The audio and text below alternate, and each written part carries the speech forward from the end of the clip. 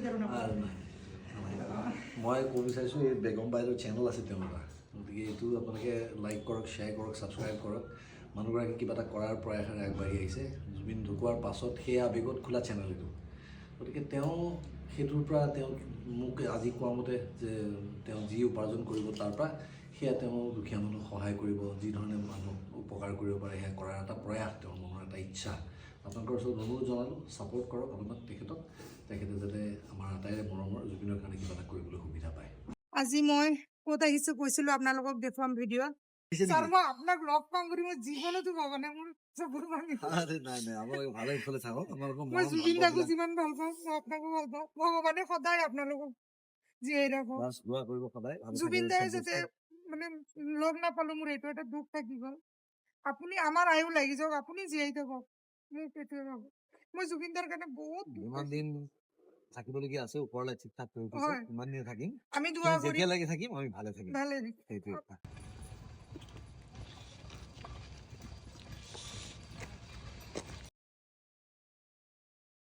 একো আনিব পৰা নাই, আপুনি নিজে আনিলেও হৈ যায়, নিজে ফুলক। আনিব কিয় লাগে? মই ইয়াতকে ভাল বস্তু পিন্ধিব নাপাওঁ। এইটোতকে ভাল বস্তু মোৰ কাৰণে আৰু একো নাই।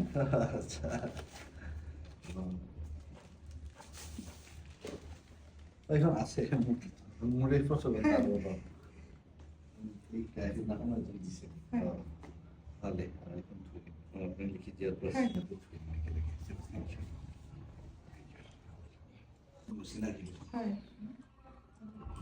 সিহঁতটো মানে আহি প্ৰথম জুবিনক চবেই চিনি পোৱা হৈছে, তেতিয়াই চিনাকি। তাৰপিছত আমি বহুত কামো কৰিলোঁ একেলগে, লগ পালে মোৰ মানে এনেকুৱা এইখনো মানে কোনোবা বেলেগে তুলি দিয়া ফটো। এইখন এই বিজু বুলি অনুপ বৰুৱা খুব ভাল ফটোগ্ৰাফাৰ, অনুপে তুলি দিছিলে ফটো এখন। তাৰ আমি লগ পালে মানে কি হয়, আমি কথা পাতি ব্যস্ত হৈ যাওঁতো, পুৰণি কথা সময় পাতি থাকোঁ কিবা কিবি, আমি ফটো লোৱা নহয় কেতিয়াও। মই নিজেও কেতিয়াও ফটো তুলি পোৱা নাই, তাৰ লগত সিও নুতুলে ফটো, এনেকৈ কোনো বেলেগে তোলা ফটো আৰু। জুবিন দাৰ কাৰণে মই কি কৰিব পাৰিম যে মোৰ মন শান্তি লাগিব, জুবিন দা শান্তি পাব, ভাবি ভাবি ভাবি ভাবি লাষ্টত মই কি কৰিলোঁ, দুখীয়া মানুহক দান কৰিব ল'লোঁ। মইতো একদম দুখীয়া মানুহ দাদা, মই ধনী মানুহ নহয়। অলপ চলপ মই কিবা পাৰোঁ, চাউল 5 কেজি বা অলপ বা পইচা বা কাপোৰ দি থাকোঁ।